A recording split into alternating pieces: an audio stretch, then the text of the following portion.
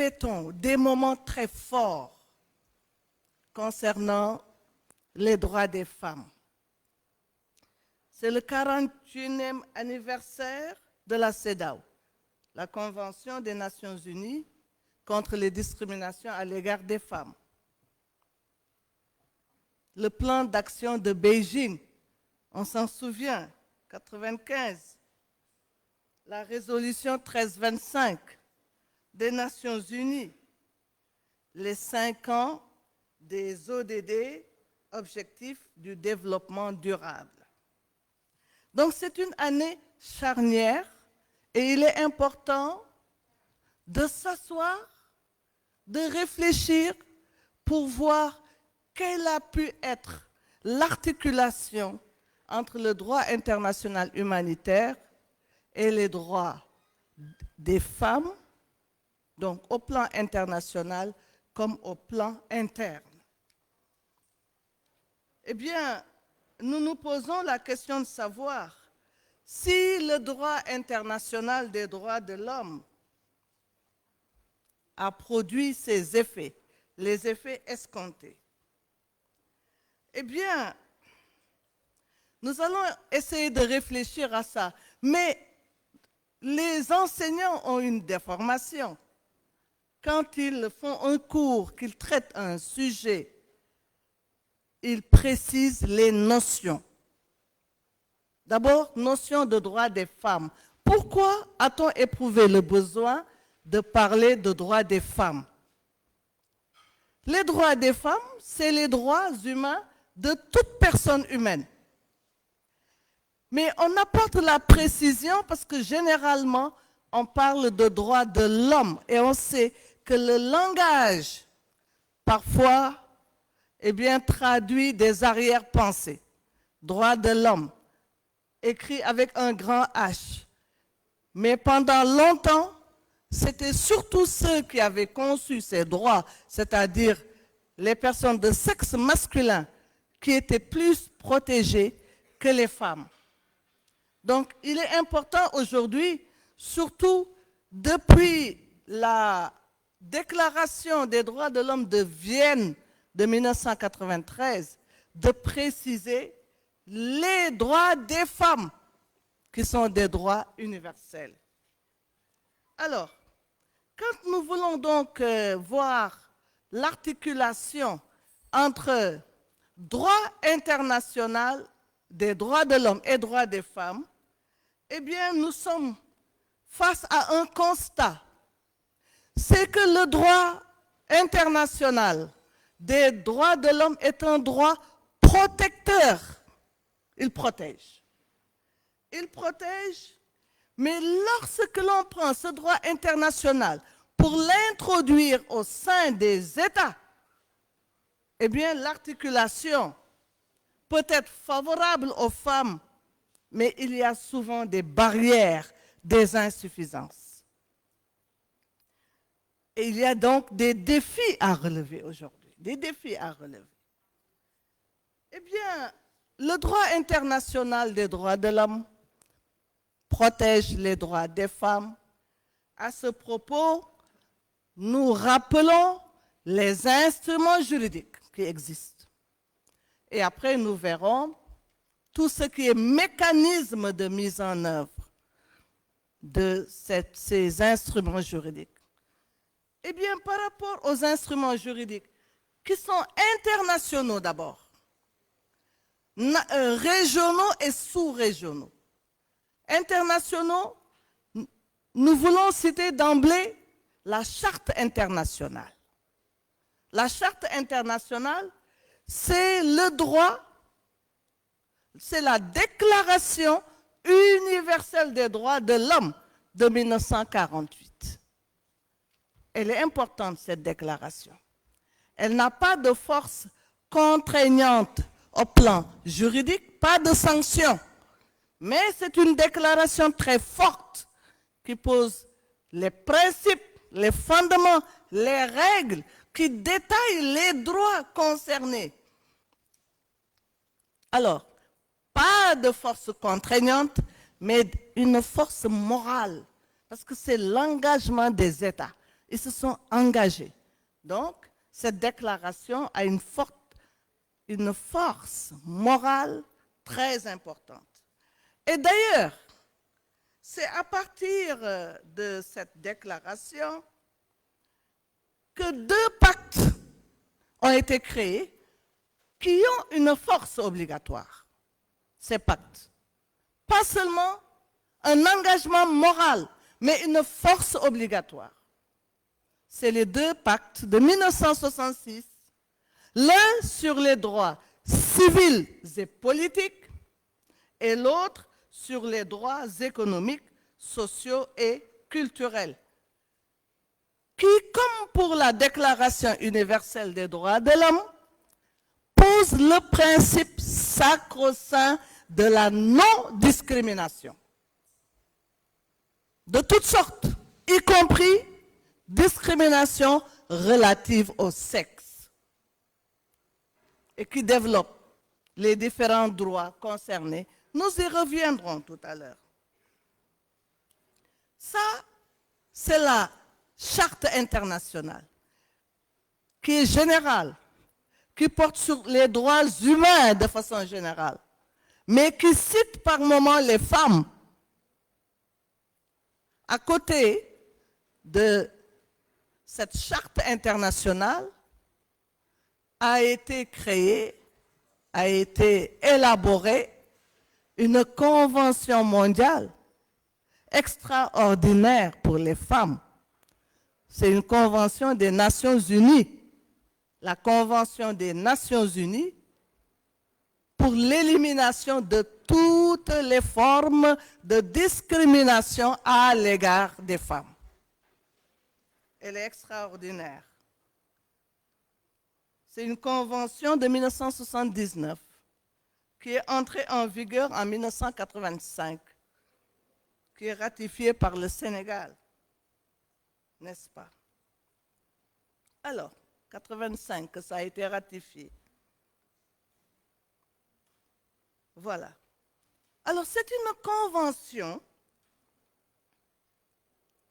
qui accorde une place particulièrement importante aux droits des femmes. Alors, cette convention précise et rappelle que la discrimination à l'égard des femmes viole les principes de l'égalité des droits et du respect de la dignité humaine, entrave la participation des femmes dans les mêmes conditions que les hommes dans la vie politique, sociale, économique, culturelle de leur pays et fait obstacle à l'accroissement du bien-être de la société et de la famille et empêche les femmes de servir leur pays et l'humanité dans toute la mesure de leurs possibilités. Alors, c'est une convention qui précise la notion de discrimination. Tous les actes d'exclusion, de mépris, de violence, d'attitude négative vis-à-vis des femmes. Et qui va plus loin en prévoyant ce qu'on appelle la discrimination positive. Ce qui signifie que cette convention demande aux États, chaque fois qu'il est utile d'assurer l'équilibre pour permettre aux femmes de percer et de vivre pleinement leurs droits, prévoit ce qu'on appelle la discrimination positive. Il y a des mesures qui peuvent être spécifiques aux femmes parce que ça va leur permettre quand même de pouvoir atteindre le niveau des hommes. Il y a eu trop de discrimination, difficilement rattrapables. On ne peut les rattraper que quand on prend certaines mesures. Eh bien, c'est la discrimination positive. Donc, c'est extraordinaire. Bon, alors, donc, la CEDAW, la Convention des Nations Unies pour l'élimination de toutes les discriminations à l'égard des femmes. Mais il y a un autre instrument juridique mondial qu'on va citer, c'est la résolution 1325 du système des Nations Unies, qui se rend compte, qui constate que les principales victimes des conflits, c'est les femmes. Étant donné les principales victimes, quelles sont les principales victimes? Cette résolution exige leur participation à tous les niveaux, y compris à la décision quand il s'agit de prévenir les conflits, de résoudre les conflits et de consolider la paix. Et on demande même qu'elle soit dans les missions étrangères de règlement des conflits. Voilà donc, ce sont des instruments internationaux mondiaux. Mais en Afrique, on a des dispositions prévues dans le domaine des droits de l'homme. On a par exemple la Charte africaine des droits de l'homme et des peuples, surtout en son article 2. L'article 2 de cette charte montre combien il est important de défendre la promotion et la protection des droits des femmes. C'est un article qui utilise le verbe combattre, une lutte âpre. Combattre, il faut combattre la discrimination. Il faut mener une lutte âpre contre la discrimination. C'est fort. Bon, qui ne prévoit pas beaucoup d'articles sur les femmes. Mais ce mot combattre est important. Alors, la Charte africaine des droits de l'homme et des peuples est complétée par un protocole. Le protocole de Maputo, qui porte sur les droits humains et les peuples et qui est relatif aux droits des femmes. C'est ce protocole qui détaille les règles de promotion et de protection des droits des femmes. Bon, nous n'allons pas rentrer dans les détails, le temps ne nous le permet pas. Mais vous aurez à votre disposition sans doute les documents qui vont vous permettre d'analyser ce protocole de Maputo qui n'a pratiquement rien laissé dans tous les domaines des droits humains des femmes. N'a rien laissé. Quand nous citerons les différents droits qui sont protégés par les instruments juridiques, eh bien, vous saurez que le protocole n'a laissé aucun de ces droits. Aucun. Il y a, outre ces instruments juridiques africains, régionaux donc, des instruments sous-régionaux. Je vais citer ici le protocole sur la démocratie, les élections et la bonne gouvernance, ainsi que le traité de la CEDEAO, enfin je veux parler là du traité de la CEDEAO de Lagos. Eh bien, c'est un traité aussi qui parle d'un droit humain essentiel, les droits politiques, et qui prévoit le rôle des femmes qui ont le droit d'être élues, qui ont le droit de voter et qui ont même le droit d'être dans les missions d'observation des élections. C'est important.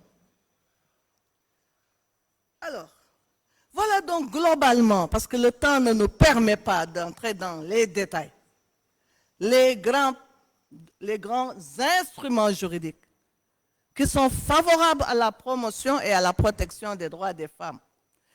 Alors, je veux rappeler que ce sont des instruments juridiques qui sont sous-tendus par des principes sacro-saints protecteurs des droits des personnes humaines, y compris les droits des femmes. Il faut toujours qu'on rappelle ces grands principes. Il y en a 4. Le premier principe, c'est le principe de l'universalité des droits humains. Il n'y a pas de droits humains de couleurs différentes, d'ethnie ou de races différentes, de sexe différents. Les droits humains sont les mêmes partout parce que portant sur la personne humaine, créée par Dieu. Dieu voulant que ces personnes humaines aient ces droits-là. Donc c'est important de le rappeler. Et de rappeler ici, encore une fois, la déclaration de Vienne de 93. Et ça fait poser des questions telles que celle de l'excision. Souvent, on nous dit, mais pourquoi vous parlez de l'excision? C'est parce qu'à l'étranger, on vous en a parlé. Mais la femme, c'est la femme, qu'elle soit d'ici ou d'ailleurs. N'est-ce pas? Alors, le deuxième principe, c'est celui de la non-discrimination. C'est un principe sacro-saint qui est contenu dans tous les instruments juridiques de protection et de promotion des droits humains. C'est alors le principe de l'égalité, l'égalité des droits et des chances, des droits et des chances, l'égalité de traitement, même s'il y a des droits qui sont spécifiques aux femmes, parce que la femme, c'est elle qui procrée, qui porte la maternité, n'est-ce pas? Alors, le troisième principe, c'est celui de l'indivisibilité des droits humains. Indivisibilité, parce que les droits humains, comme les droits des femmes, doivent être traités globalement. On ne peut pas régler les questions civiles, l'état civil, le mariage, etc., et oublier les droits politiques, la participation à la vie de la cité, en oubliant les droits économiques, en ne luttant pas contre la pauvreté, en ne prenant pas en compte les droits sociaux, donc l'éducation, la santé, le logement, la nourriture, etc., les droits culturels et les autres droits, les droits de la troisième génération. Il suffit qu'il manque un de ces droits pour que le déséquilibre s'installe. Et voilà pourquoi on parle de principe de l'indivisibilité des droits. En même temps, on gère tout. Et le dernier principe, qui est également protecteur, c'est le principe de l'interdépendance entre les droits humains, la démocratie, le développement et la paix. Vous savez qu'on ne peut pas avoir de paix si les droits humains ne sont pas respectés, s'il n'y a pas de démocratie, s'il n'y a pas de développement et vice-versa. Tout va ensemble, tout. Alors, les droits qui sont protégés, il faut en parler rapidement. C'est les différentes générations de droits humains.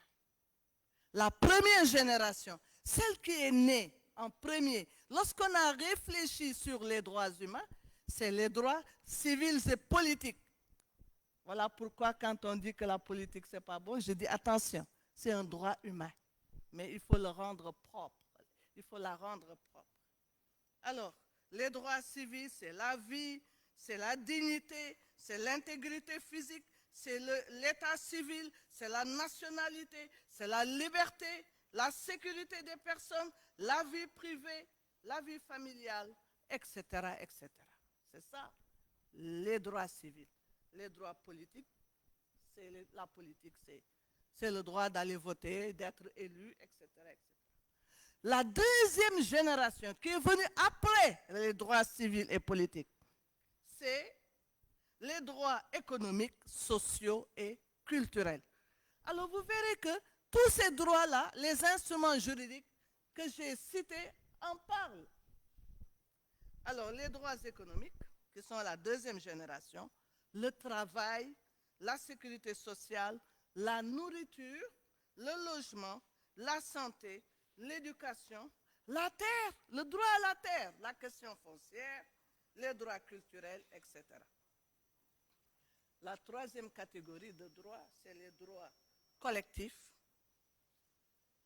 c'est-à-dire le droit à la paix, tout tout le monde peut y prétendre, à un environnement sain, au développement, etc.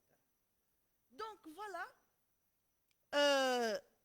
ces instruments juridiques, leurs principes, leur contenu en termes de droit. Eh bien, il y a des mécanismes qui sont mis en place pour protéger ces droits. Les premiers mécanismes sont d'ordre juridictionnel, mais il y a d'autres mécanismes. Et dans le domaine juridictionnel, il faut insister sur ce domaine juridictionnel. Parce que les droits doivent bénéficier d'une justiciabilité. Avoir un droit et ne peut pas faire un recours devant les juridictions pour que ces droits soient respectés, eh bien, c'est particulièrement difficile. Donc, il y a un principe de justiciabilité des droits.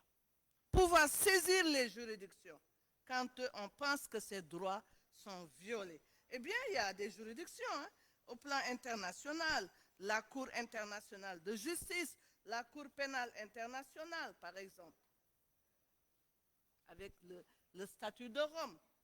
Eh bien, le statut de Rome, maintenant, depuis quelques années, s'intéresse beaucoup à la question des femmes, des droits des femmes, et a fait du viol un crime contre l'humanité.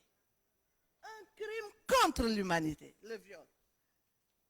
Bon, je ne peux pas tout dire sur ce point-là, le temps ne permet pas. Il y a la Cour africaine des droits de l'homme et des peuples, qui pendant longtemps n'a pas été mise en exercice, mais qui depuis 2018 travaille sérieusement sur les droits humains et qui a pris des décisions protégeant les femmes, surtout dans le domaine de la délinquance sexuelle, en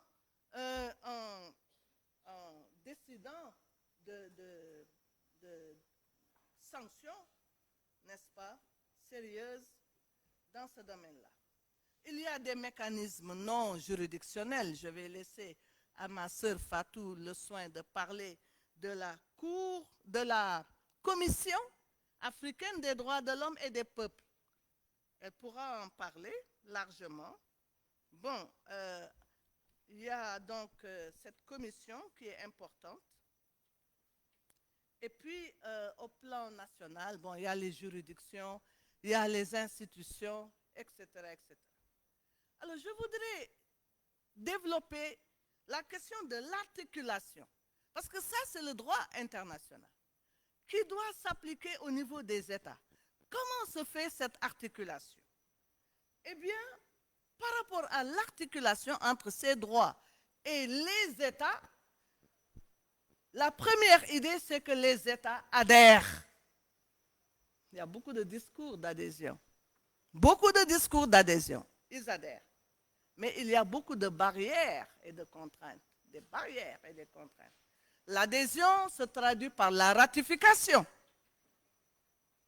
Je taquine souvent les États en disant qu'ils ratifient tout ce qui bouge. Tout ce qui bouge. J'ai eu l'habitude depuis très longtemps de le dire. La ratification. Et la constitutionnalisation. Par exemple, au Sénégal, non seulement les instruments juridiques sont dans le préambule, mais il est prévu dans ce préambule et dans le corps du texte la protection des droits humains et spécialement la protection des droits des femmes. C'est dedans. On a même cet article 7 de la Constitution du Sénégal qui pose clairement le principe de l'égalité. Et c'est à partir de ça que la loi sur la parité est née. Bon, donc constitutionnalisation, on élabore des lois et des règlements favorables aux instruments juridiques.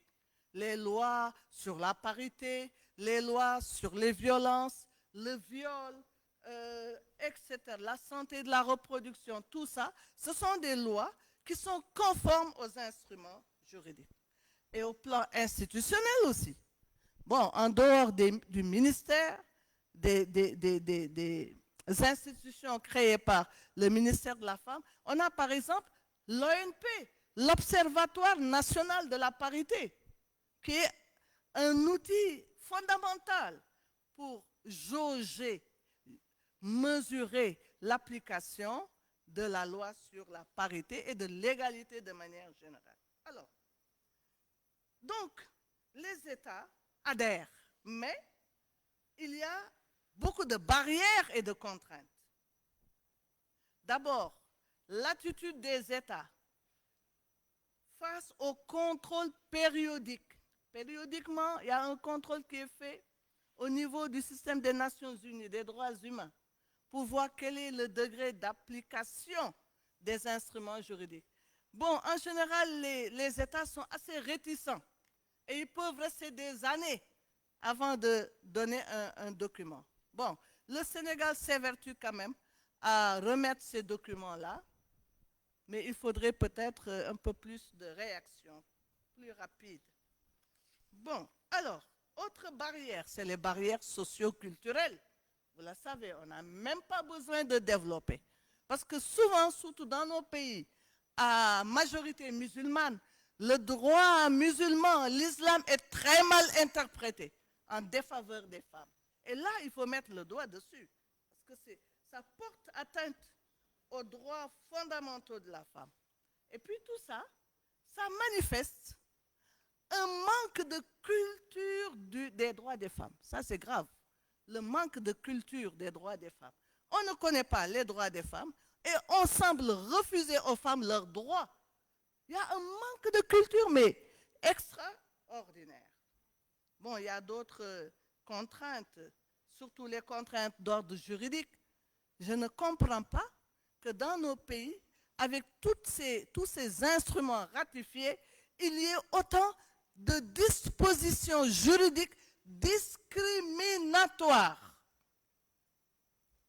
Prenons le code de la famille, tout ce qui est responsabilité familiale. Nos chers maris sont les chefs, n'est-ce pas? Pour la gestion des enfants, on dit aux femmes que vous êtes reléguées au second plan. Quelle catastrophe! Parce que les enfants ont besoin de toute l'énergie de leur père et de leur mère. Bon, il y a beaucoup d'autres discriminations, mais je ne peux pas, évidemment, avec le temps que nous est imparti, entrer dans les détails. Mais je veux dire, la discrimination la plus difficile, les barrières les plus difficiles, en tout cas pour un juriste, c'est l'attitude des juges. Je sais que l'association des juristes sénégalaises est là. Je sais que des juges hommes sont là. Mais quand on voit combien les juges sont réticents à appliquer de façon immédiate les instruments juridiques internationaux, régionaux et sous-régionaux, ça pose problème. Le principe de la primauté des traités sur les lois internes, quand c'est reçu par la Constitution, mais ça devait amener les juges à presque automatiquement appliquer les normes internationales. Ce n'est pas le cas. Souvent, ils disent il appartient à l'avocat de soulever le problème, etc., etc.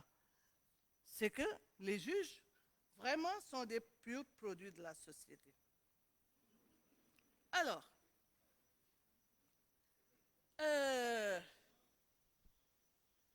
il y a en tout cas, face à toutes ces barrières, il faut savoir qu'il y a de nombreux défis, anciens et nouveaux, à relever. Le défi du respect du droit. Il faut respecter le droit. C'est un engagement pris par nous, respectons le droit. Le respect des droits. Les droits humains, il faut le savoir. En tout cas, excusez-moi de le dire, je suis croyante et je sais que ces droits sont conférés à la personne humaine par Dieu.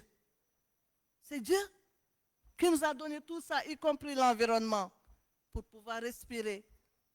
Donc, je pense que ces droits doivent être respectés, et les droits des femmes en particulier. Ah oui, on pourra développer tout à l'heure. Bon, alors, le défi du développement, on ne se développera jamais si les droits des femmes ne sont pas respectés.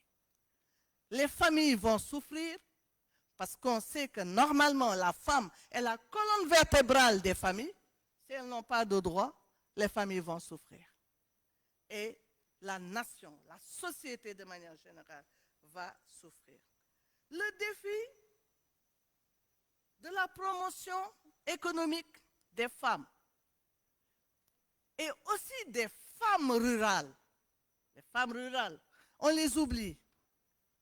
Elles sont plus importantes numériquement et elles peuvent jouer un rôle fondamental. Le défi de la paix et de la sécurité. La paix et la sécurité. Pour les chercheurs, s'il y en a ici, et les enseignants, le défi de la promotion, de la formation et de la recherche. Et le défi du financement. Alors, je voudrais, avant de terminer, faire quelques développements sur comment combler les lacunes. Il faut qu'on y arrive. Parce qu'il s'agit, à notre avis, de passer du dire au faire. On dit beaucoup, on ne fait pas beaucoup. Du dire au faire. Parce que c'est un plaidoyer qu'il faut mener. Avec comme fondement les conséquences néfastes de la violation des droits des femmes. On ne peut pas entrer dans les détails, mais vous imaginez que c'est des conséquences vraiment néfastes. C'est du gâchis, c'est de la perte. Mais aussi, comme fondement du plaidoyer, c'est l'engagement, c'est la force de l'engagement. Quand on s'est engagé, on doit respecter. Les États, je vous dis, ratifient tout ce qui bouge. C'est un engagement très fort et il faut le respecter. Mais avec quelle approche? Les approches, nous en avons deux. L'approche droit. L'approche droit. Les femmes ne tendent pas la main, les femmes ne demandent pas la charité. Les femmes, il ne faut pas les traiter en disant quels sont leurs besoins, mais quels sont leurs droits, qui sont exigibles. Exigibles. C'est ça qui fait la justiciabilité. Et il y a des acteurs qui sont responsables. Et le principal acteur de la réalisation des droits humains, y compris des droits des femmes, c'est l'État. C'est les instruments juridiques qui le disent. Les États s'engagent à, les États s'engagent à. C'est rare de voir la famille. C'est rare de voir le secteur privé. C'est rare de voir l'université. C'est des acteurs. Mais le principal, c'est l'État, qui est responsable et qui est tenu d'une obligation de redevabilité. Responsabilité, redevabilité. L'État est redevable. Souvent, je parle de l'État parce que je sais qu'il est redevable. Mais quand on le dit, parfois, on ne comprend pas pourquoi on le dit. C'est parce que les États sont allés à des conférences internationales, ont ratifié, se sont engagés. Il ne faut pas qu'ils oublient. Très fort ce que je dis. Alors, l'autre approche, c'est l'approche genre. Parce qu'il faut assurer l'équilibre des rapports sociaux des sexes. Ça a été déformé au cours du temps, ces rapports sociaux des sexes. Et ça a fait que les femmes ont subi des discriminations Alors, il faut voir comment faire pour assurer cet équilibre entre les rapports sociaux des sexes. En tout cas, certaines mesures, et c'est par là que je vais en finir, nous semblent importantes. D'abord, cette affaire de femmes, cette affaire de genre surtout, doit être prise en compte systématiquement dans les politiques publiques. Toutes les politiques publiques. Il faut évidemment briser les barrières, sensibiliser, toujours sensibiliser, encore sensibiliser. Valoriser les droits des femmes en mettant en œuvre, encore une fois, ces programmes de sensibilisation. Assurer l'éducation universelle. L'éducation, c'est fondamental. Je ne peux pas rentrer dans les détails. Il faut instaurer une culture des droits humains et une culture des droits des femmes. Il faut que ce soit intégré dans le conscient et le subconscient de chacun et chacune. Les droits des femmes. Et nous aussi,